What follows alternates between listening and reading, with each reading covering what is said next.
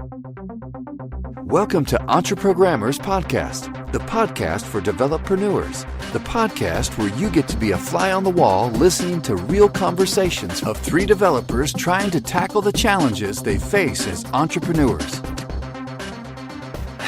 All right, we're live. It was like a drum roll before we started. Yeah, here, let me see if I can. No, it doesn't work with mine. It's too well insulated. Oh my gosh. Can't hear you. Can you hear me? Yeah. Yes, we can hear you, Manny. Oh, Manny can't hear us. Oh my gosh. Hello? Can you hear me? Oh, no. Yeah, I can hear you guys now. I was gonna nod that. Yeah, we can see you, Manny, but I Yeah. don't have any video. You guys can't see me. We're a train wreck. Yes. If I plug in this damn thing, let me see what happens. Okay. No way.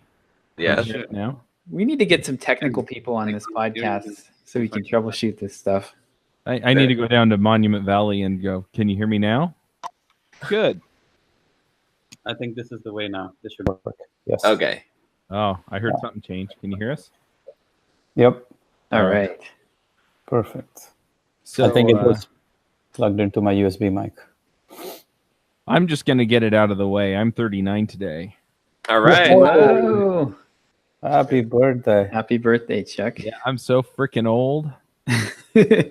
When I got pulled over because my license had been suspended for medical reasons. That's how old I am.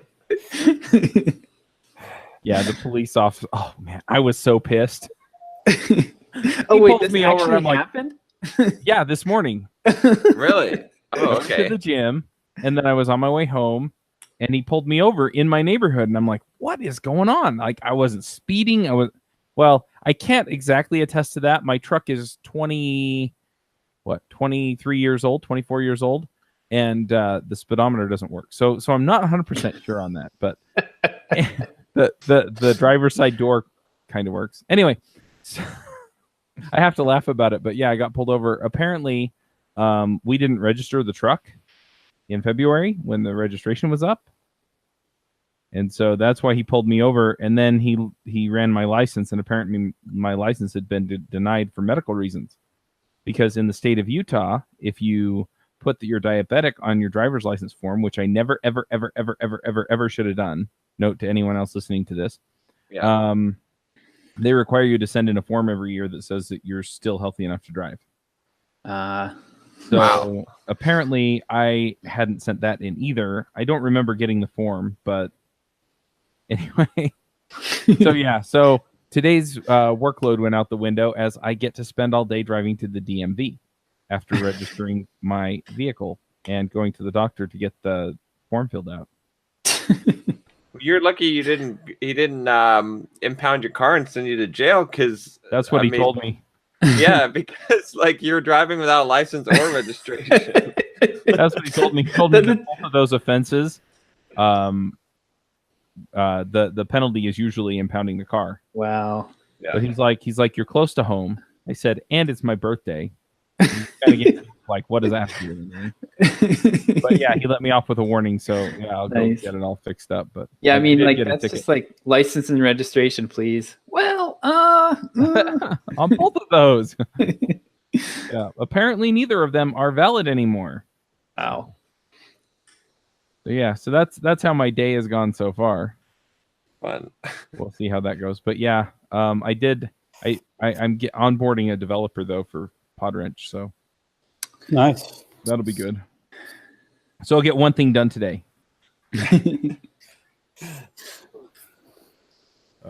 And I'm also onboarding a few other people. I've been screening show notes writers, and I think I'm going to hire a couple of them. So Cool. should be good. But I can review that while I'm sitting at the auto shop getting my car safety and emissions done, and while I'm sitting at the DMV forever waiting for them to, for the building to crumble around me while they get around to processing my stuff. So yeah. Josh, I got a suggestion for you. What's that? Dial in from your phone and let your computer take an hour to update. I could do that, or I could just keep I've done going. that in the past. It's really easy. Keep going as we are. So I got the ultimate Instagram hack. This post is doing better than 95% of every post I've ever done.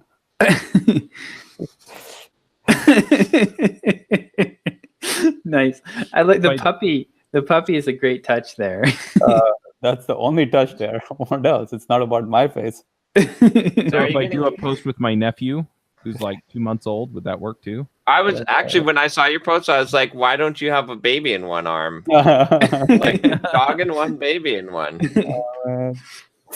Nice. You asked the question. Did are you getting people answering?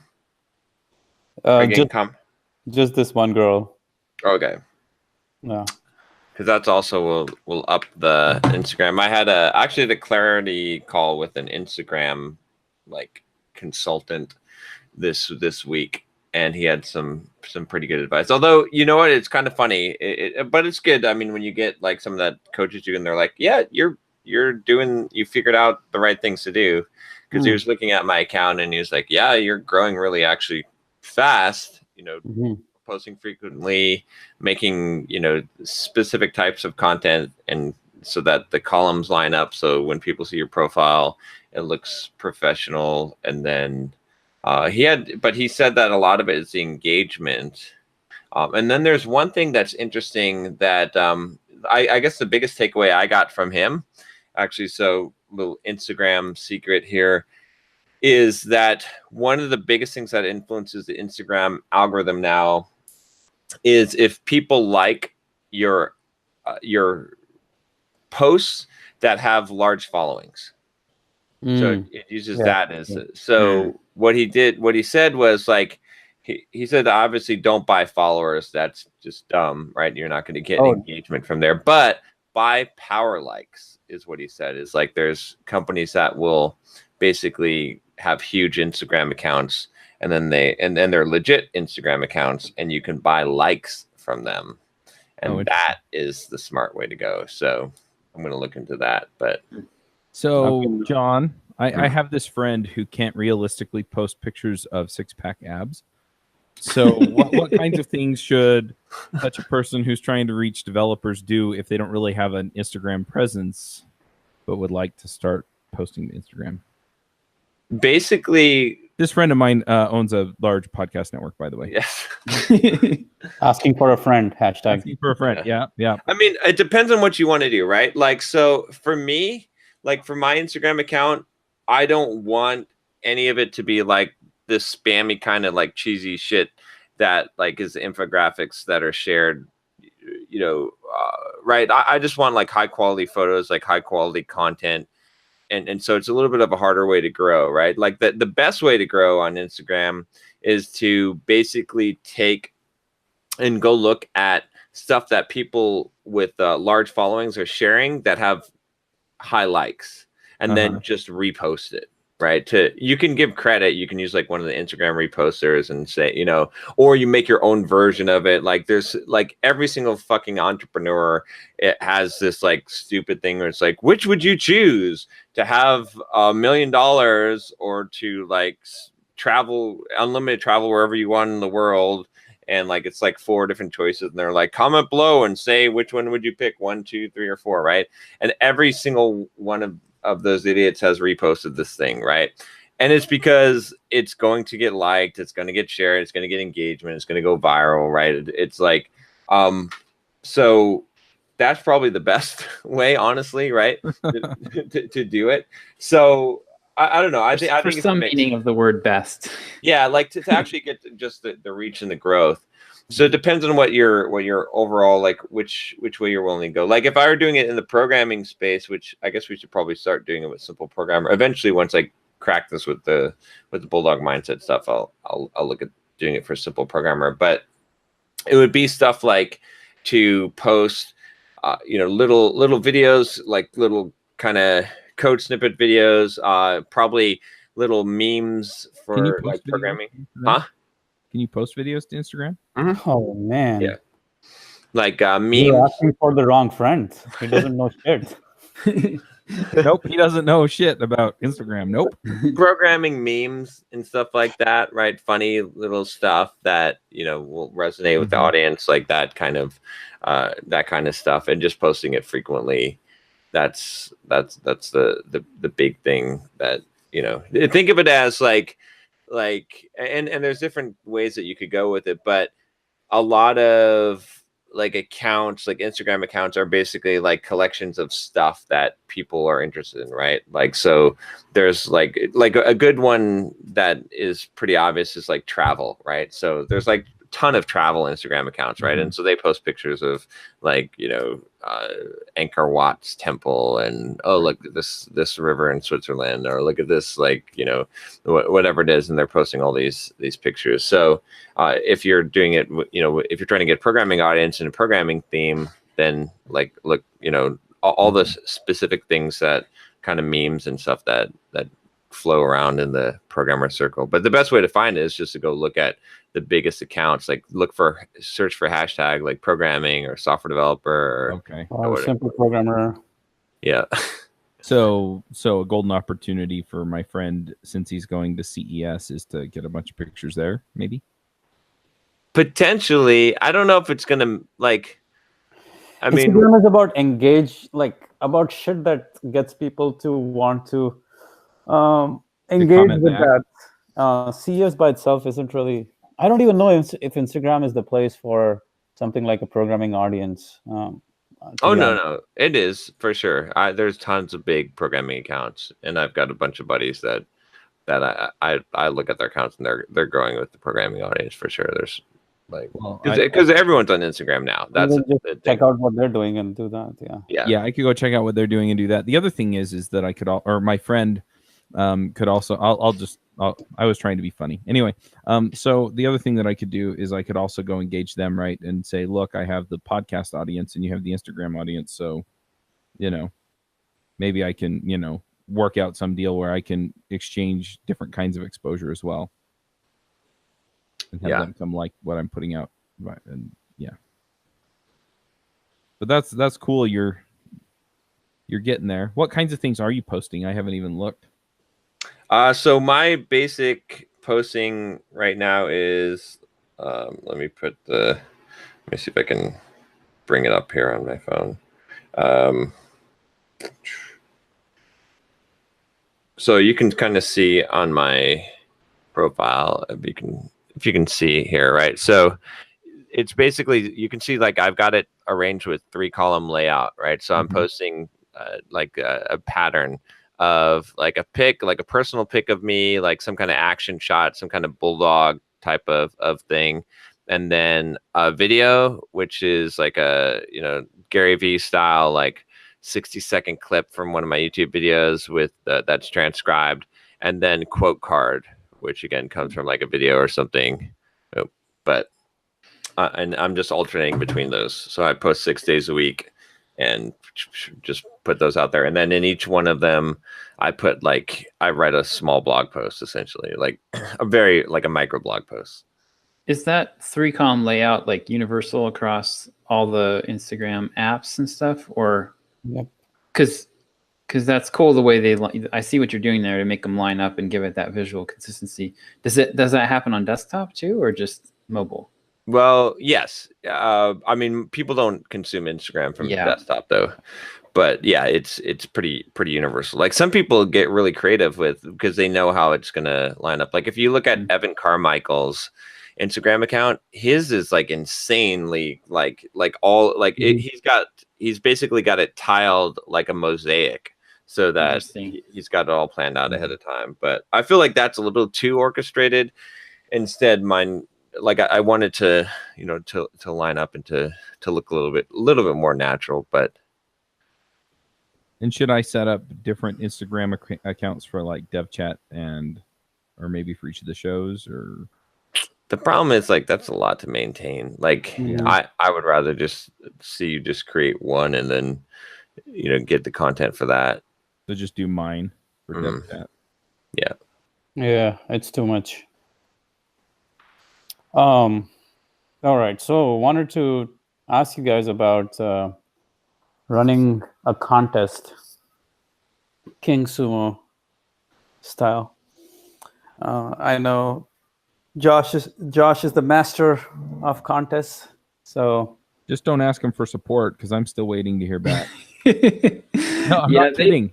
Yeah, no, I believe it. I used to be able to just like send an email. I'd get requests from people who are having issues once in a while, and I used to be able to kick somebody in the head and get some action, but not anymore.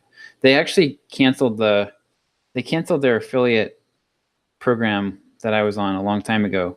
So like about a year ago. So I don't. Sumo? Yeah, for King Sumo. Yeah. Mm-hmm. So I'm trying to figure out what would be the ideal gift for the.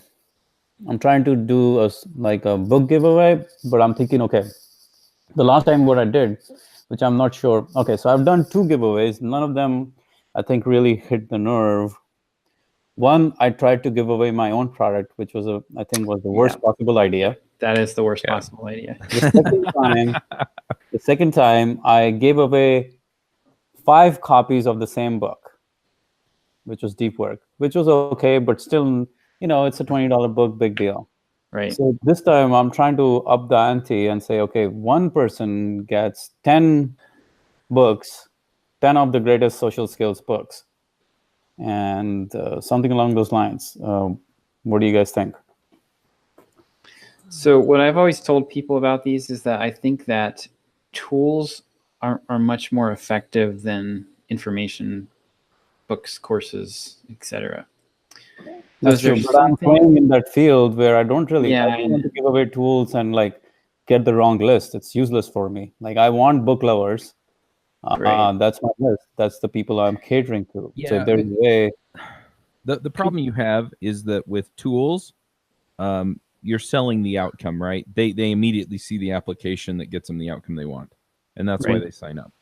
And with books, that's not necessarily the case. It's more work. Yeah. So if you gave away, say, a book and an implementation guide, right? So if it was, here's Deep Work and here's a system built around Deep Work, or Michael Port's book on finding clients and going freelance. Can't remember the name of the book for whatever reason, right? And then you kind of break down, okay, here are the steps you have to take, and here kind of the success metrics you can follow, or something like that, right? So you're giving them a system to success instead of just a book. Yeah, I mean, here's the thing, though. There are plenty of book lovers, as we know, people who buy millions of people who buy these books. So there's no dearth of people who really don't want books, or there's no dearth of people who want books. So I much as I agree with both of you guys, the tools and specific action plans are important, but books by themselves, it's a decent enough value, and it's a very tangible value. You would have to go, if you went on Amazon and bought that book, you have to pay money to do that. Well, I'm giving that specific value to you for free. Yeah, I agree with you on the books, actually. I think that because of the specific audience that you're targeting, and also it's one of those things where people collect books, right? Like, people have bookshelves full of books that they're never going to read. Like, a majority of book buyers do that, right? They never read the books. They just put them on their shelf, and they like to have them on their shelf. And so when you offer someone 10, especially if it's curated, so I think the formula is, and because that's the value that you're adding to it, is these are my 10 best books on, right? And even if you can include 1 or 2 of them that are signed by authors, because I know you've got some that would be great, because then that's an extra bonus. Then it's something they can't get somewhere else. They can't just buy that on Amazon. So that makes sense to me. But here's the other thing. Yeah, which one's I think it's better to offer more than one prize, 2 or 3, and I'll tell you why. 2 or 3 winners, you mean? Yeah, 2 or 3 winners. And each of them win 5 books, or 10 what's that? books, or 1 book. Each of them wins 5 books, 10 books, 1 book, 20 books. I think the same prize, the 10 book prize or whatever. To me, 10 seems like a good number, but again, and I'd be curious to get Josh's thoughts on this one, since he's the giveaway expert. But my thinking behind it is that if you only offer one, people are like, oh, I'm not going to win it. But if you offer 3, then they're like, oh, I have a chance. Because people aren't good at calculating probability, but someone knows that 1 is unlikely, whereas 3 makes you feel like you've got a better chance. Yeah, you should still tie it to some kind of outcome, right? So, instead of you're going to win deep work or you're going to win this list of books, it should be you're going to win this list of books that are the must-haves to go freelance, or these are the books that will these are the build your audience or whatever. Top social skills books. So I'm giving them the books or the best, the best books that are out there in building your social skills. Well, yeah, one of that still isn't a specific outcome, Well, so I don't know if you need it. It's tangible. So, okay, so take a look at the most successful giveaway, right, that Josh did, right? The Sublime text. It seems really baffling. Like, why would so many people care about like a $39 or $49 license? Yeah, I think it was like $49 at the time. Okay, but here's why I think that they care about it, right? And this is kind of like a weird thing about this, right? There's no outcome from this. You're just getting a license, right? It's kind of dumb actually compared, like it's just like a license. But here's the thing. And this is kind of interesting. And this is why it might work with the books as well. I don't know. This is just my speculation on it. I think the reason why the Sublime Text license works so well was because there's a ton of people that are cheap as shit. And they're like, I would never buy this license myself, but I really want it. But I'm never going to pay $39 for some software.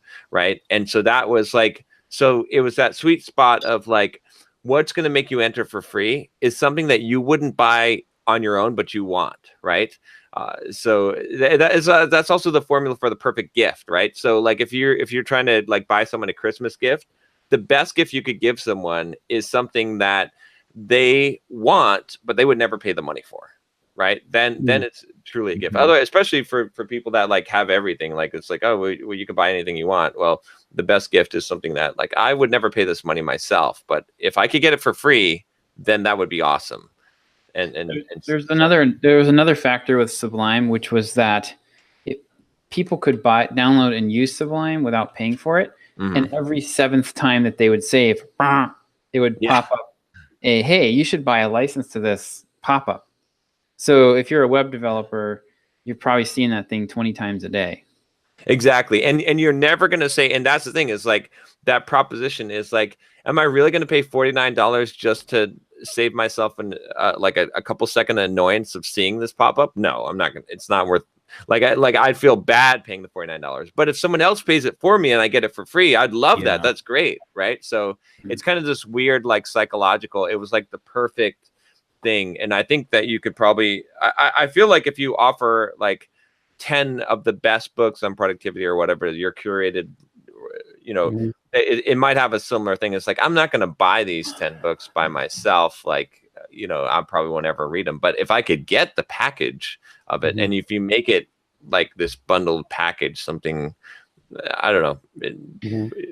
I've seen a lot of people try to do book bundles before, and I haven't seen one. I have not heard from anybody that told me theirs was really successful.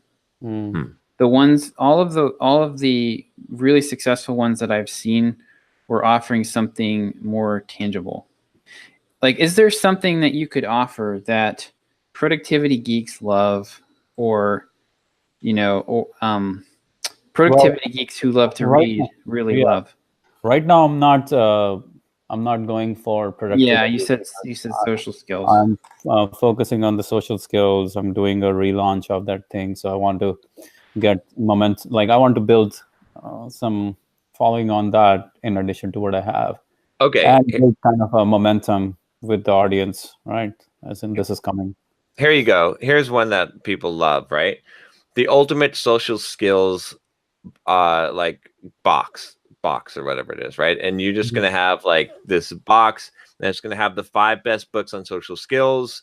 It's going to have, I don't know, you have to come up with some kind of trinkets that you're going to put in there. Like, this is like the ultimate kit, the ultimate box, right? For productivity, it's easier because you put in the Pomodoro timer, you put in, I don't know what you put in for social skills, like a couple of condoms and like Some lube. I shipped you all Pomodoro timers. Yes, Chuck, I've been using mine. It's the perfect accompaniment to my Post-it note tracking system. So thank you very much. I've been enjoying it very much. I just thought it was funny because we had so much discussion over Pomodoros. I was like, fetch. They're all like, what, 10, 15 bucks a piece or something.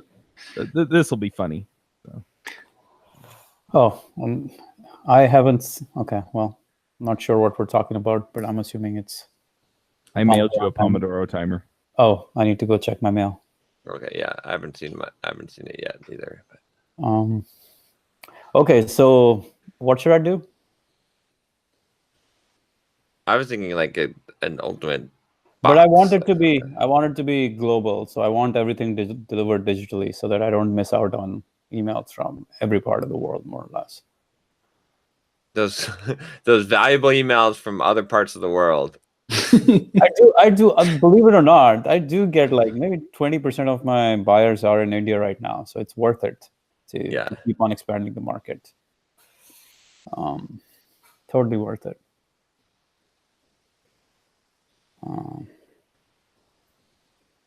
By the way, all right. So it has to be digital. It has to be something that I can just order for them, like on Amazon. There. Okay, come up with 10 ideas. I already did 10 books. The thing is 10 ideas of different things. Okay, and then make 10 Facebook ads. Yeah. And do a lookalike audience and just see what gets the most clicks, and then and decide. That's when I would have run the campaign. Like, yeah, but you'll only have the chance to run one actual campaign. You can't run all 10 of them. Maybe not 10. Maybe do 5. Take your 5 best ones. The price of the campaign doesn't justify me doing all this work. I might as well just run the campaign, and if it flops, it flops. No, that's silly. Like, you can test. Why not multiply it by 5? Right, your learning curve. That's what I'm saying. I could just literally, if wanted, I could do 5 campaigns rather than try to test them. Like, the testing itself is worth it's going to take up so much more time than just spending the $100, $200, $300 to run those campaigns. No. Here's the thing. You will burn your list out on the giveaway. You can't run 5 campaigns. You're only going to be able to pick one because, okay, the way, and again, Josh, correct me if I'm wrong here, right? But the secret to one of these giveaway contests and making it go viral is the initial kindling, which is your list. Yeah. That if you don't have enough momentum from the beginning, your list is going to be the biggest asset that's going to make this successful or not. So you're only going to get really one shot at this, at least, within for now. A 3 or 4 month window anyway. Exactly. Okay, so I wasn't even going to promote to my list. This was only going to my YouTube podcast audience. It's dead already then. Yeah, it's dead already. You're not going to get like 5 entries. No, YouTube and podcast audience. No. I'm just going to keep on promoting there. Maybe one email to the list, but that's it. You definitely have to do one email to list, but your list is going to be the main thing that's going to make this succeed or fail. Okay, that's fair. What ideas do you guys have other than books? I mean, tools are not, I don't really have any social skills tools. So what else? What other ideas you have? And are 10 books enough, or should I have more or less? So one thing that I'm going to throw in here is if you're going to send me ebooks, if you're going to make it possible for me to get them on Audible somehow, and I don't know if you can do that. I can do whatever. Audible, you can. But it's all a gift card at that point, right? Yeah. But yeah, if you basically say, I'm going to, give them all to you on Audible, that'd be way more interesting to me. What are you trying to get? You're trying to get people emails, right? Obviously, but for what purpose? To sell them the social skills? Yeah, people who are interested in social skills. Those are the people, I'm trying to get to the audience that is interested in social skills. And I'm saying, hey, these are the 10 best books on social skills. Get them for free. And if those people are interested in social skills and those books, I can sell them summaries on that topic. Yeah. I'm trying to think, like, the best thing would be something that everyone who is interested in social skills knows as a product that they want, right? Like, that's why, again, if you go back to Josh's Sublime Text, right? All these developers that are, they all know what Sublime Text is, and they all want that license because they're all getting that nagging thing, right? So, and where we've failed before is like when you try to give away your own thing. That the reason why that fails the most is because you're trying to reach people who don't know who you are. so that's not something that you're giving away something that they don't all know of the value of. So the book is a clear value and the immediate value in some ways, right? It's very clear. Everyone knows what's the cost of the book or the cost of the audiobook. And one of the things I was thinking was I could curate the list myself of the 10 books, or I could say any books from this page, which would be my sales page. Any 10 books from this page. You can pick whatever books you want. Too many steps. Well, yeah, you've got to be able, like, because this is going to be spread on social media. You have to be able to, the value has to be immediately apparent from a tweet. Well, and like the old school tweets were 140 characters. Now but you still need, like, it has to be extremely crystal clear what they're getting, and it has to be something that a lot of people really want bad.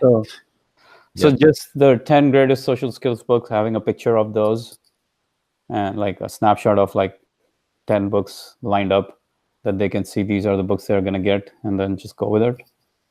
Yeah, I mean, if you're going to go with the book route, then that making it as clear as possible from the images and the headline.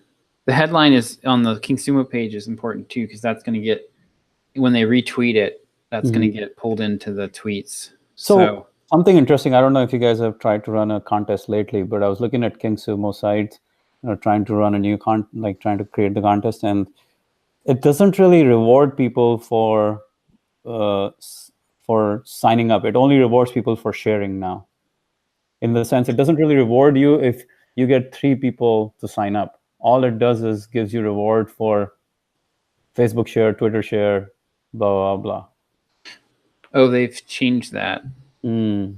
Probably that. I guess that kind of makes sense. So that's more like what there was another plugin that I had looked at. It was like Rocket Share or like Rocket Contest or something like that. And that was the model they had. It was almost more like an unlock type of model where you could, but that's probably a simpler way to present it to people, because the way they were presenting it before, I actually felt it was a little awkward. What I think though was the most powerful thing about the whole thing was that they would get an email immediately after they opted in with the URL to share, and they could forward that email on. So I definitely would look and make sure they still do that. But now they don't have any incentive for that, because there's no incentive for email for them to get additional emails. So the only incentive they have is to share on social media, and that's about it. I don't like that change. Yeah, that's what I was thinking too. Yeah, it was a little complicated to explain before, but the fact that they could share it via email, I suspect that like a lot of my opt-ins came from that email that they got. Yep. It's like the splash page you see after you opt in. Yeah. Look at what the email, like if the system still sends out an email after they opt in, look at what that is. It might have like pre-configured tweets and Facebook posts and stuff where you just click on a link in the email. That would be good. Right. If you still get the email and it says, hey, just click here to tweet this and you'll get more chances to win. Click here to share it on Facebook. It might be the same kind of thing, just presented differently. I'm not sure. Yeah, they might have that, but nowhere on the page anymore when you're trying to sign up for the contest does it say if you share, you'll get more entries. I don't know that it really said that before. It says for every friend who signs up using your link, you get 3 bonus entries or 5 bonus entries, whatever you wanted. And I like that approach. Right. That was the most effective. Now it's like just share on social media and we'll give you 3 bonus points or something like that. Share on Twitter and I'll give you 2 bonus points, and just sign up for my YouTube channel and I'll give you 2 more bonus points. Blah blah blah.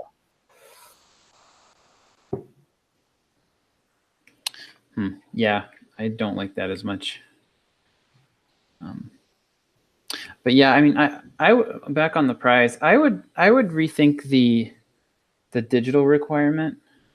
I really think that having physical books would have a lot higher perceived value. You're going to have to go to the post office, and that's going to be a pain, but I think it would be worth it.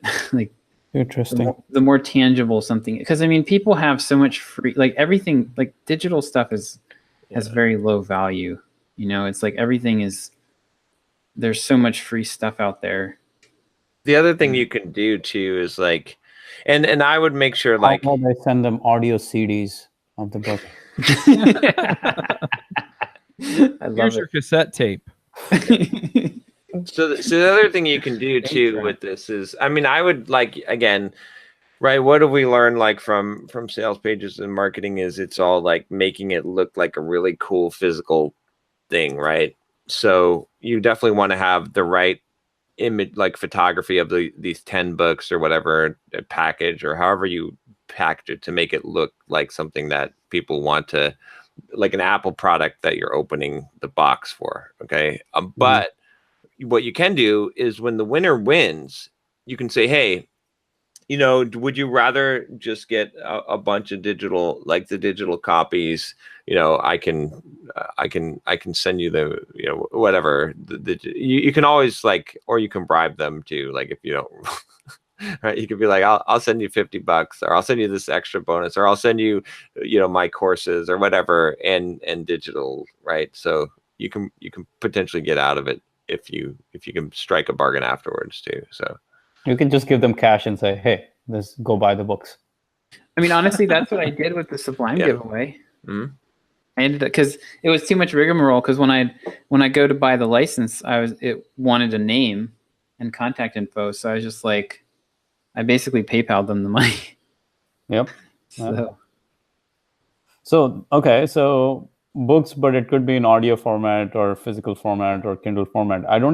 Do I have to even specify? Maybe I don't have to specify and just say get these 10 books, and now yeah, I mean, you could do that.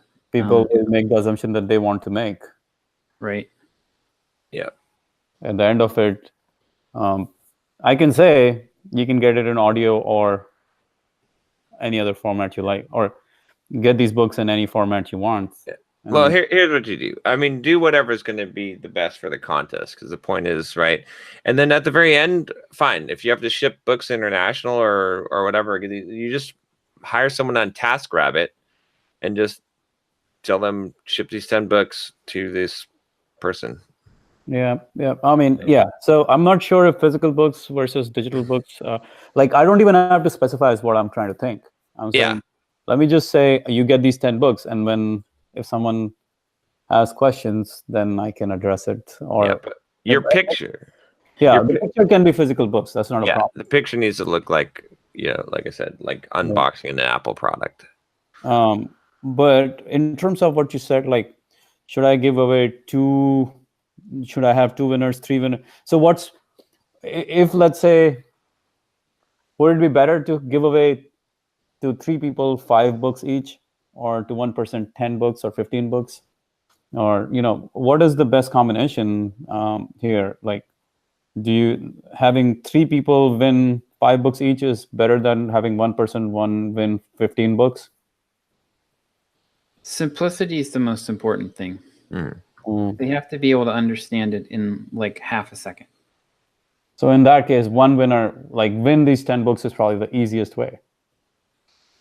I think that is probably the easiest way. Yeah. Yeah.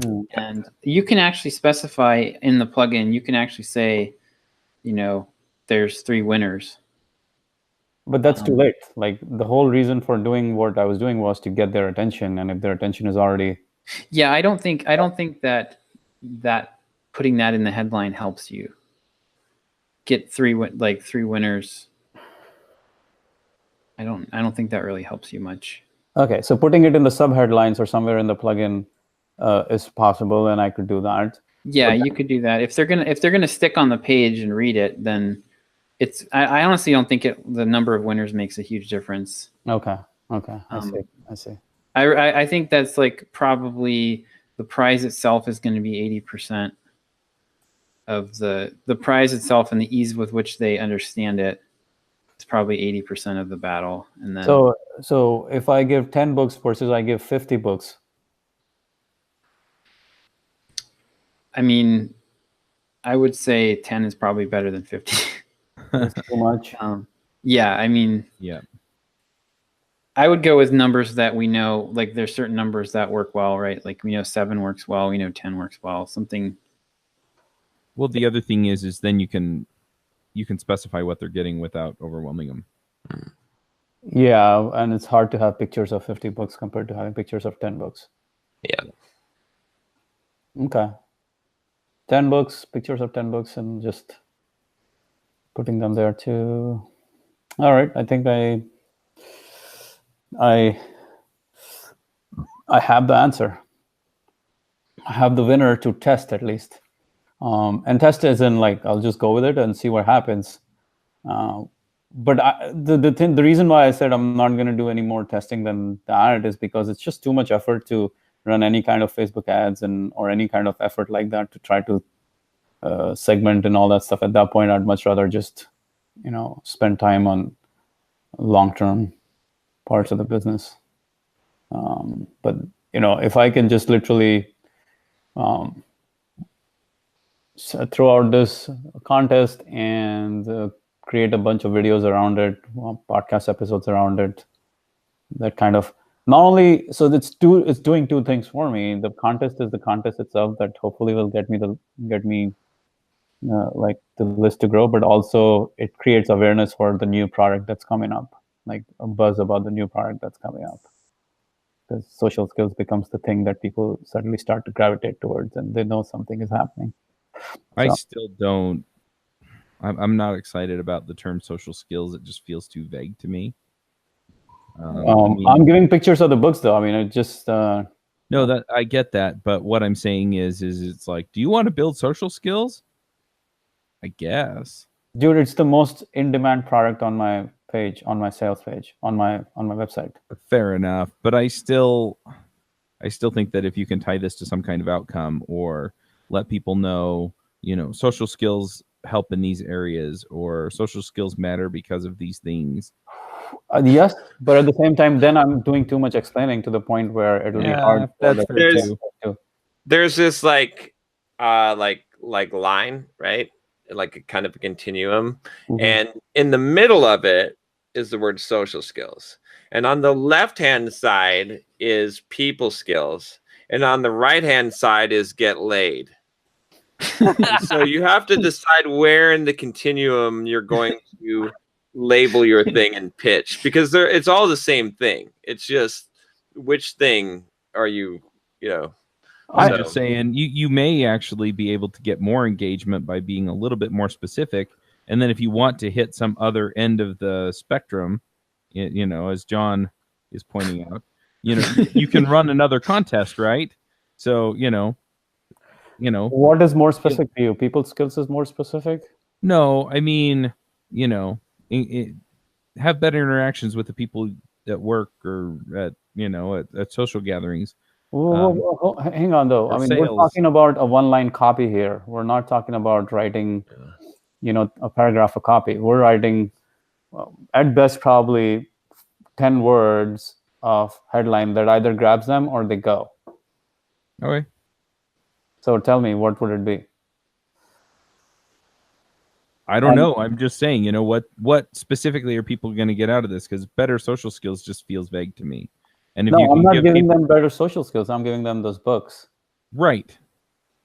But people don't go buy books, right? They don't go, oh, well, I need a big stack of paper, or I need it on my phone. I actually do need a big stack of paper. You haven't seen what my kids do to paper. They just shred it. It's everywhere.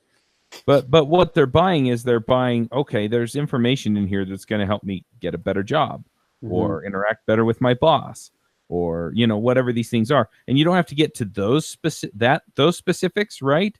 But gain social skills to have a better work life, or gain social skills to make more friends, or gain social skills, right? I mean, you're adding like 4 words, but then people are going to go, you know what? I've really been struggling. I don't have a good group of friends, or you know what? Work sucks, and it's because I don't get along with people I work with, right? And so then they see this as a solution to their problem instead of just social skills. Okay, that's what I'm going after. Okay. According to Amazon, people skills search volume 14,800 per month, cost per click 37 cents. Mm-hmm. Okay, social skills volume 27,100 per month, cost per click $1.04. Type into Amazon social skills though, see what comes. Get laid. Oh, no.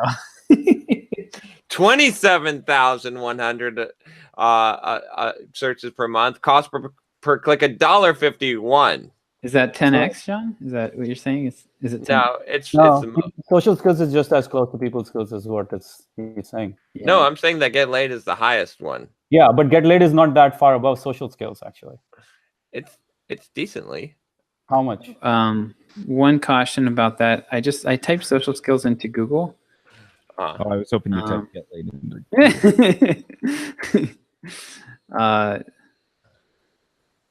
Okay, no, this is actually on Amazon. This is on Google. If you type in social skills, you get a lot of stuff targeted at kids. Yeah, it's true. It's also some of that is on. It's about 50-50 on Amazon. The biggest one, check this one out, emotional intelligence, and probably because of the book, but has a search volume of 246,000. That is 10x, and the cost per click of $1.25. There you go, Manny. Because social skills and emotional intelligence are the same thing. I think you're typing it on Amazon, but it's actually giving you Google CPCs and volumes. It's not Amazon. It might be. It's your plugin. It's your plugin. Yeah. Yeah. Emotional intelligence. Damn. Yep.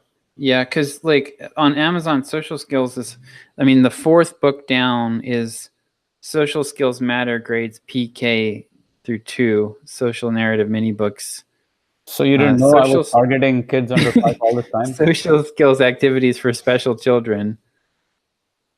Social skills board games for kids.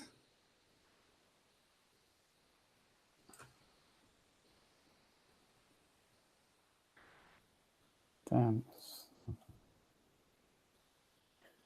246,000. Yeah, emotional intelligence is ridiculous. Who knew? Yeah, emotional intelligence is the biggest. Wow. And there aren't that many books in that field. Mm-mm. What the fuck? It's time to write a book on emotional intelligence. Oh, you know what it is? I think it is leadership skills. That's the killer. Yeah, but now you're going off topic. No, I'm not. Social skills and leadership skills are not the same. No, they are Social skills and emotional intelligence are pretty equivalent. What about communication skills? I checked that one. That one's no good. That's 135,000. That's the ideal one. That's the best one. Communication skills? Yeah, 135,000. I mean, I definitely agree with what Chuck's saying. And I also agree with what Manny's saying in the fact that this has to fit into 10 words. Yeah. But basically what Chuck's saying is that How to Win Friends and Influence People is a better title than How to Build Your Social Skills. Right. Yep. So if you can, but you still have to be able to fit the idea of this is a giveaway. There are 10 books here and they are on this desirable topic. And it all has to fit in 10 words. So have fun. I am inclined to believe communication skills might be the winner here. Emotional intelligence might be too much of a mouthful for people to capture in a headline. But communication skills is very tangible for most people. Yeah, the thing I like about communication skills, again, it's a vague term, but there's more context around it that I connect to solutions to my problems. Yeah, I agree. I think it's more something that I don't think there's a whole lot of people that wake up in the morning and go, "Gosh, I just need to work on my social skills today." What are you But talking There about? are. Well, but they don't use those words. They're all subscribed to my YouTube channel. But they don't use those words. They don't use those words, though, is my point. But people actually do say, I need to work on my communication skills. So can I say communication and people skills? Maybe. Maybe you could try these in a tweet or something, Manny, too. Like, there might be a really lightweight way to test this. Well, here's a lightweight way, which I already did my testing on my list earlier, which was trying to figure out what it is in the social skills course that they want the most. Right. Right. I gave them a list of 10 options. Leadership skills was one of the top ones. That's why I said it. And so was communication skills. Like, they were both at the top of that list of what people wanted. Yeah, there's probably your answer. Let me give you the complete breakdown here. So,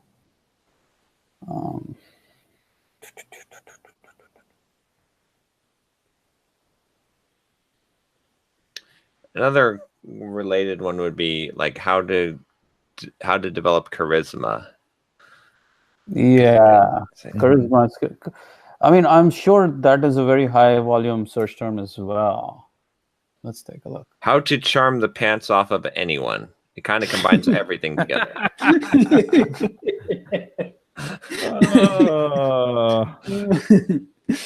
When's the next time we're going to be in Vegas together, John? Charisma isn't really that much of a. I wouldn't expect that to be a. I wouldn't expect that to be a high. Yeah, it sounds really fun, but doesn't feel like it's getting that much search traffic. Yeah, I think you just need to brainstorm some. Oh, charisma is 246,000. Holy shit! Whoa, dude! 10 greatest books on how to become charismatic. There you go. 246,000. It's basically rivaling emotional intelligence, or the same, more or less. Yeah, and then you just put win in front of that. Win. You know, you might want to dig into that one a little bit, Manny, because that might be misleading. Like, there's a branch of Christianity called charismatic, which could actually be accounting for a bunch of that search traffic. Do some Google searches, see what comes up. Make sure it's what you think it is. I'm looking at the top search results, and they're all related to psychology and charismatic and what makes people charismatic.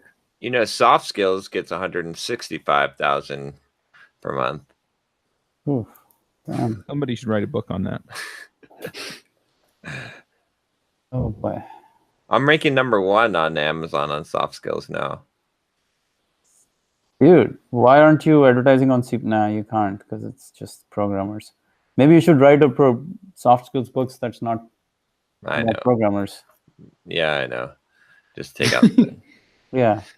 Just take out, ask your, go to Google Docs, wherever it says programmer, find and replace with dude.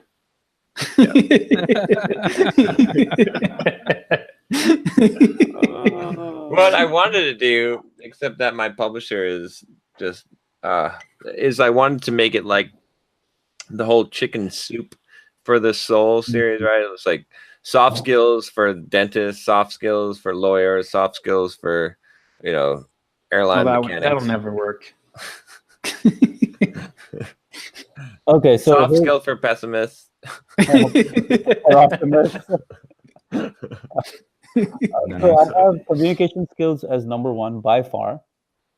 Leadership is #2, and social confidence is #3. Ooh, I like social confidence too. This is your survey, right? Yeah. Okay. I mean, I think that communication skills would probably be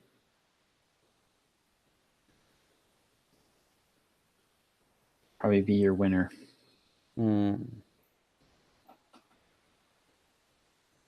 Okay. Social confidence doesn't really have that much search volume, but it's amazing how much clicks I get on the survey. Because it's probably dealing with confidence at that point. That's why it's getting survey. There is another aspect to this, right? Which is, again, I don't know how this weighs out. Is it better to have a term that more people search for and then more people use, or is it better to have a term that only your crowd knows, that is vocabulary of that crowd, right? So social skills, people who are interested in social skills and know what it is, they use that term. That's why we use that term, and that's why we're like, oh, you know, this is the obvious term, even though it's not as widely. So when someone uses certain terms, I immediately identify with them as being someone who understands, right, who is part of that community and that group. That's true. Right. Well, it's like mental toughness, which gets very little search volume, but people who are followers are rabid followers. Right. Yeah. Right. Well, and if you can get it shared and you can get the word out there and people see social confidence and they identify with it, even if it's not a highly ranked term, you can still get traction on it. But you've got to get it to go somewhat viral for people to see it and share it. Yeah. I think I like the charismatic one the most at this point. Yeah. How to become charismatic. It's like very tangible for people to grab onto, compared to how to build emotional intelligence or how to build social skills or how to build people skills. How to become charismatic is a real benefit, as you said, Chuck, like real outcome. Become charismatic. Boom. That's our outcome. Yeah, but again, people are going to then identify it with popularity and other things that they're trying to get to. And here you go. It's an easy mental line to draw to where I want to go. Here's what people can win. Charisma in a box. This is it. You just have a box and it's got the 10 best books on social confidence and social skills. You know, whatever else is in there, but maybe that's it. Or like, just open the box and breathe the Aryan out there of it. You go. That's a damn good. That's a damn good title for a product. Just FYI. Yeah. Yeah, it is really appealing. Like, then I want to buy it. Just put a mirror in there. That would be narcissism in a box.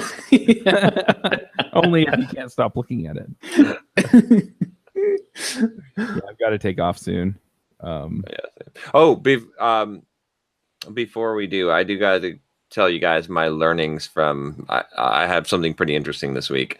So I've been trying to raise money for St. Jude, right, for my run, and man, it's pretty interesting. Like asking for donations for stuff, right? It's a real interesting thing. So I sent out an email to the Simple Programmer list, basically like saying, you know, my first thought was, I'm doing this crazy ass run, like I'm running a 5K, a 10K, a half marathon, and a full marathon, you know, support me, and I'm supporting this great cause, and St. Jude does all this. And it was almost entirely crickets. Oh, wow. Right? Like, no, like hardly anyone donated. I got like $700 or $800, but you know, my fundraising commitment, like the minimum I had to reach was $3,500. Otherwise, I'm on the hook for that, because that's what I pledged, right? So I was like, oh crap, what am I going to do, right? So it was not looking too good. So I posted on Instagram too, right? I did a story, you know, Zippo, like a $5 donation came in. Right. So then I was like, all right, what can I do here? I gotta appeal to like people's more lower motives, right? So I decided to offer my coaching.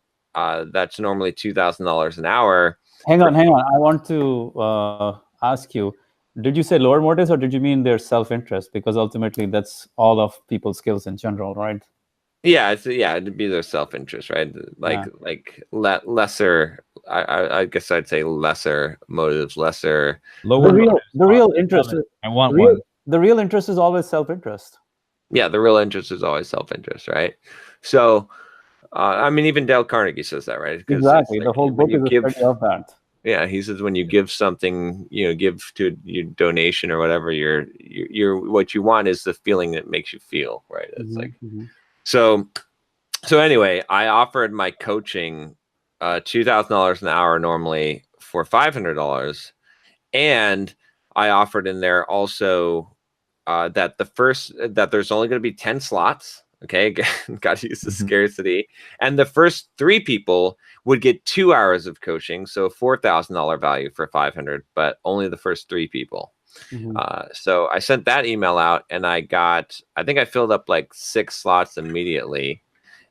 So that was like $3,000 came in. And then I sent up a follow. I had like 4 or 5 slots left. I guess 4 slots left. So I sent up a follow-up email, and Josh had a great idea. He said, you should offer someone a day, like they can spend a day with you if they donate $2,000. Like a day worth of coaching. Like they can come down to San Diego, right? And so I added that, and I also added $5,000 for me to come to your company and coach you for the day or give a talk or whatever. And so I sent that email out, and I am sitting now at $8,875 in donations. How many people took you up on the last 2 offers, on those high ticket offers? No one on the company one yet. I suspect that someone may come through on that, because it probably takes a couple of days to get some approval and to get that arranged. But 2 people on the $2,000. Wow. So yeah. So and all the $500 ones, I think I might have one $500 slot left. Otherwise, they're all full. It might be one left. So, and then you know what I did last night, which produced absolutely nothing. I sent. Well, Chuck, you saw the email, right? Because I sent you one of them, right? I don't know. Well, that's why I didn't produce anything. I went to my entire list of every single big influencer I know. So Pat Flynn, John Lee, Damas, Antonio, Evan Carmichael. Hey, look, there's an email from John here. There we go. I had checked my email this morning. Sorry. Like Matt Tran, Noah Kagan, James Clear, Tom Billieu, Mira Rosick, Jordan Harbinger, Chuck, like Scott Hanselman, Uncle Bob, right? And then so that were my big audience influencers, and then my big money influencers, people that I know that like Aaron Sconnard from Pluralsight and Perry Marshall, and I guess he's got an audience too. And then some of my personal contacts, right? And I send out probably like a good 20, I guess there's probably 25 or 30 emails asking them to share with their audience and telling them about the goal and everything. And I got zilch, no response at all. Because again, there's no self-interest in there, and I really didn't have anything to offer. So it's kind of interesting. Yeah. Appeal to their self-interest is the ultimate learning from how to win, trends, and influence people, right? Constantly, again and again. And normally in because I'm releasing some videos on the topic right now, and 48 Laws of Power also ultimately boils down to a lot of that. Appeal to their self-interest. That's the way to royal road to whatever the fuck you want in life. Yep. So it's really interesting though, because when you send it out to a list of 66,000 people or so, you would think that just me asking for donations, that I would be able to raise at least $4,000 or $5,000, right? From just people donate for Christmas, holiday, $50 or $100 to help children. This is a really good experiment. This is really good. Yeah. It teaches a lot. I like the fact that what you did is really good, and I think I'm going to pull that off for my campaign as well, for my school or the education charity. I'm going to do that because it sets up a lot of different things. Not only does it set up the fact that you are giving your time and they are getting something of value, but also you're setting up the whole coaching paradigm all over again with them. They are aware that is available to them, even if they didn't take you up on the offer today. Now, I bet some of the guys you coach will probably want to stick around for longer. Exactly. That's what I was going to offer them, probably a slightly discounted till I fill up my coaching slots. So it's like a win-win-win is what I came up with, because St. Jude's and children with cancer win, I win, and the people that are getting this deal win as well. It So was really good because I've been struggling with that idea, like thinking about that idea, like how to get people to, contribute to anything like that. It's all like again and again, we keep coming back to the same thing where it's all about what's in it for them. exactly, it's got to be a win-win-win. Yeah, it can't be a win-win-lose, and that's like, because when you're just in a it's a three-party interaction in this case, and it's like, and people want a reason to feel like they're a good person, even if it's a selfish reason, right? Like, so they have to have the thing in it for them in order for them to feel good about it. So and it's crazy, like I'm I've got a leaderboard of the top fundraisers for St. Jude, and like I'm in number 1 place now with 8,875. Number 2 is 6,500, and that comes from one $5,000 donation, and number 3 is 3,145. So like most people are not able to raise any large amount of funds here. Yeah. So you didn't get nothing out of it. I just didn't see the email, and I just tweeted it. Oh, okay. I just shared it with 35,000 of my closest friends. Okay. We'll see. But yeah. Oh, wait, and I just got a donation. There we go. From you. Thank you, Chuck. There you go. Well, I wasn't going to bring that part up. That's funny. But it's real interesting. I mean, just like I think not just for, because here's the ultimate thing, right? Like if you're trying to sell anything online, like again, right? You would think that I'm trying to think of how to I still have to synthesize all of this information, but essentially this is kind of the most pure thing, right? It's like, I've got no ulterior motive here, right? Like I've already met my funding donation, especially when I sent out this, I get no benefit at all from you donating to St. Luke's and helping children with cancer. They get the benefit. I get no benefit. Yet still that pitch is not strong enough. It doesn't matter. There's still got to be something clearly in it for the other party. Then the fact that you're helping someone is a bonus that pushes them over the edge and would make them spend more than they would, or they can rationalize. Actually, so the donation part of it becomes the rationalization for the spending of the money of the thing that they want. And that is a powerful concept. So I think you can apply that same logic whenever you're selling anything online, is to think about, okay, how do they, because there's a thing that they want and you're offering this, but then how do they rationalize spending that money? And that's the missing piece, I think, a lot of times, is if you can say, oh, here's how you can rationalize spending this $1,000 to buy my program, is that it's going to make you more money. You're going to be able to go and tell your wife, hey, I didn't just blow $1,000. I'm going to make $5,000 from this, right? Like you need some kind of thing to rationalize the decision. Otherwise, the sale is going to be much more difficult. So, all right, I've really got to go. Okay. You guys can keep talking if you want. you want to hear how this happens, Chuck? I do. I'll listen to it on the other side. I've got to take off. All right. Later, guys. Oh, so John knows all about it, but the funny part is like how this has stabilized now. Like it's almost like it's back on the uptick rather than just going down. Yeah. How many days out is that? 7 days. 7 days. Yeah. So these are my subscriber count for the YouTube channel, and this is a result of a video I did for Evan Carmichael's channel. And he's got what, 3 million subscribers or 2 million? 1.7. 1.7. Okay, yeah, almost 2 million subscribers. The key, though, is like my video is now outperforming every video basically that went out in the last couple of weeks, but it's an evergreen freaking video. And 10% of viewers are converting to subscribers for me right now. Wow. So what was the video on again? Think and Grow Rich. Oh.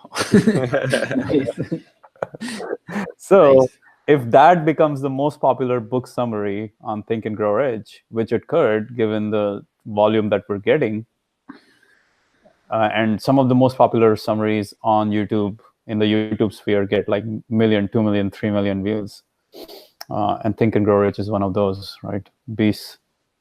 So one collaboration is like really powerful, but more importantly, like creating evergreen also makes it even more powerful. Yep. This is one thing that Brian Harris always used to talk a lot about, was like putting your best content on other people's platforms. Mm-hmm. Yeah. Yes. And yeah, so if you can like come up with your top SEO terms and then go out to, I mean, it's a win for him. It's another win-win, right? Like it's a win for him. And you know, like those videos will rank. You'll be able to hit #1 if you publish them on his channel. Yeah, that's cool. And you get a lot of you get a lot more credibility when you do it on others' channel, and then they come to you rather than them just finding you. It's pretty I would much rather have them come from Evan's channel rather than just get them organically myself. Right, exactly. I just borrowed all of his credibility, right, and trust and everything else. Right. And I suspect what's happening too is that just like Instagram's algorithm has been updated to look at signals from the where the source is coming from. I think on YouTube it might be the same thing. So I think by you having your video, by essentially people clicking from Evan Carmichael's page and his video to your video or to your channel, it's now giving you that connection with him. And so YouTube's saying, okay, well, this guy's got 2 million subscribers almost. So this, it's uplifting you in your rankings. So you may have a permanent lift here just from the web, the association, which if that's the case, if that turns out, like I'll be curious to see how it's looking in a week or two. But if it turns out that you have a permanent lift based on that association and all your stuff is lifted, then it makes collaborations a lot more beneficial. So what you're talking about is basically domain authority in some ways on the YouTube framework. Yep. He's essentially linking to you, right? Right. He is linking to me. There are links in the video and off the video, but that picks up my domain authority as well, or my channel authority as well, if he does that. So so the key would be to again go and convince Evan to do another one of these videos. And I mean, if you're performing really well for him, I don't see why he wouldn't. Yeah. Yep. Yeah, that's the key here. Just don't ask him to donate to any. I will coach him. But again, it comes down to everything, right? So everything in life is that. In this case, right, like your pitch has to be like, oh, wow, this looks like this is doing good for your channel. Like this video, like, how about we get another one and get you another like super performing video on your channel? Or, you know what I mean? Like, it always has to be appealing to that. So exactly. So initially, like when he published it, I said, hey, man, thanks very much for publishing. I hope this does well. He responded back within like probably 12 hours, 14 hours saying, hey, yeah, I think this is doing pretty well, like a really good response. Then I responded back saying, hey, okay, well, happy to do more videos. And these are the list of the 10 titles I have in mind. Let me know which one you want me to do. So just took all the work out of his hands, or all the difficult work of thinking what to do, what not to do next. I just gave him the platter saying, you can pick one title and I'll make the video again. Yeah. One thing that's kind of interesting too, like as far as the thank you that I learned from Dan Locke's class, which I got to get ready. I'm going to fly up to Vancouver to shoot some videos with Dan this weekend. You're leaving today? I'm leaving today. Yeah. Oh, no workout today? I'm going to try. Have to do it early, a little bit earlier. What time? I'll do it. All right. Let me see what we'll have to do. You have to make a $2,000 donation. Like Josh, you wanna come down? 2 o'clock. Well, two is cool. 1 is cool too. I don't care. I can't do at 1 because I've got a phone call about like 401k plan, but You're flying today or tomorrow, you said? I'm flying today. Yeah. Oh wow. What So- time? Late night? I'll get in at like 8, but I'm leaving at like 5. So How are you it's gonna like get in a workout done at 2 o'clock? What are you talking about? Huh? What do you mean? You're flying at 5? Yeah, I gotta leave for the airport at 3:40. How are you gonna work out at 2 o'clock? What are you talking about? At 2 from 2 to 3:30. All right. Right? An hour and a half. Hour and a half. Why don't you move it to the morning? I had to run this morning. I ran 7 miles this morning. But now, between now and 1 p.m. Between now and 1 p.m. Yeah, because then you have enough time to do whatever you need to do for the flight and not feel rushed. That's true. Because I was trying to get a bunch of stuff done, but I don't know. We could maybe 11 a.m. Let's do that. 11 is better. All right, fine. I feel like holding you hostage if you're working out at 2 p.m. It's like, fuck, your flight is in 3 hours. What the fuck are you doing at the gym? All right, we'll still have to work out fast because I was trying to get a bunch of stuff done today that I need to get done, but I guess we should jump off of this call. Yep. Are we doing 11 a.m. then? Huh? We're doing 11 a.m. then? Yeah, that's probably better. That's smarter. Right. Done. Okay. All right, I'll see you then. But yeah, anyway, what Dan was saying was in closing people and selling, but I think it applies. I've been using this tactic a lot, which is I basically don't say thank you anymore. I say congratulations. Like, I mean, it doesn't apply in every single context, but again, it's like congratulations on the video. You know what I mean? It's like, because then it shifts the dynamic completely, right? When you're like, congratulations, like even when people donated for the St. Jude's, I didn't say, oh, thank you for donating. I said, congratulations on helping St. Jude's and helping families of children with cancer. Interesting. So I think it's a subtle thing, but it makes a huge difference in the positioning. That's what people do with when you buy courses, they say congratulations on enrollment, you're in, and all that stuff, rather than saying thank you for being a customer. Right, because if you say thank you, then it's like they've done you a favor, right? And you want to make it so that they have done themselves a favor. Right, exactly. Yeah, that's good. All right, thoughts then? Josh's. I've got, all right. So this will probably trigger some comments, but so I've been growing in. Here we go. I've been growing an herb garden in my kitchen. Really? Yes. There we go. See. We got a. So okay, let's just get out of the way. Let's get out of the way. I've been doing some chemistry in my garage. There we go.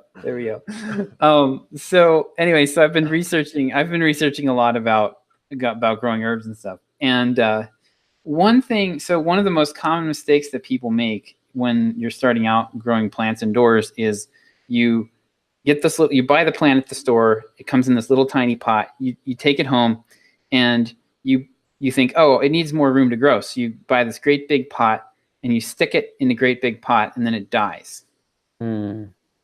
Because what you actually need to be doing is you need to be increasing the pot size gradually as the plant grows. If you go from small to large, it doesn't have time to adjust. It ends up like expending a lot of energy, growing roots and not growing leaves, and then it can't support itself. And there's all kinds of dynamics with the water in the pot and everything. So anyway, this applies to this hit me like with the imposter syndrome thing that we've been talking about. That is the biggest trigger for people, I think, of the people that I talked to, the biggest trigger for imposter syndrome was going from a small pot to a big pot. Like, you take on this huge, you take this huge jump forward, and, you're going to it's just it can be too much for people. Yeah. And gradually increasing the level of challenge that you're facing is better a lot of times than slamming into a brick wall and trying to take on. It's the same thing with the deliberate practice, and he talks about in that book, the deep work, not deep work, but the other book, Mastery. Where when you play chess, you want to be playing against people who are like one level above you and not 10 levels above you, because you just get your teeth. You just get your teeth kicked in, and you don't understand why. Versus if you're playing someone who's just beyond your level, you can still understand what they're doing. So yeah, that's my thought. It's like gradually ramping up the level of challenge that you face is going to. About talent is overrated. What's that? We're talking about talent is overrated or peak. No, it was. I thought it was by Cal Newport. I thought he had a book about. So good they can't ignore you. Yeah, so good you can't ignore you. Yeah. He was talking about. I wish there was like a fucking book Jeopardy. Wouldn't that be awesome? Be like, that would be amazing. Only the nerdiest of people in the world could actually fathom being there. I'm just gonna go with my obvious thought for today, which is appeal to the. I want to say, don't appeal to the higher motive. Mm-hmm. Don't appeal to the selfish motive. Always. Appealing to the higher motive is for losers. Like you're not gonna accomplish much by appealing to the higher motive. It's always got to be to the person's self-interest. Actually, yes, and I'm going to add to that because that's my thought for the day. I just got done reviewing a lot of the 48 laws of power thing, and one thing he said there was really powerful. He said you should appeal to self-interest, but there's a law reversal where there are certain people who don't care about it. They just want to feel good, or they want to look benevolent, or they get value just from the fact that they helped you. So if you appeal to their self-interest, they may not even help you. But if you appeal to their sense of, hey, look, because you helped, now you're a better person, or not like that, not explicitly, but make them feel that they are better as a result of it, or they are nobler as a result of it, or they are a higher person as a result of it, then they will help you. So there's this nook and cranny, and that you will find often, like what Ben Franklin did. He borrowed the book from the other guy in order to become a success, right? So he didn't really appeal to his self-interest in the way that we think. He actually went around his self-interest. He took the book from him, and then when he returned it, the other guy thought he had done Ben Franklin a favor, and now he was more likely to want to continue doing favors for him, and they become friends as a result. So there's a little bit of a side hook on this one that you can employ as well. Yeah, that makes sense. It's like you are giving them the opportunity to show their magnanimity. And people will help. People will help more of people they've already helped rather than people they don't know. Right, exactly. Yeah. All right, guys. See you in the gym. Okay. Wanna start a business, but you just know how to code. Listen to John, Josh, and Derek as we figure it out. We are the EntreProgrammers, and we'll teach you straight up to be developers.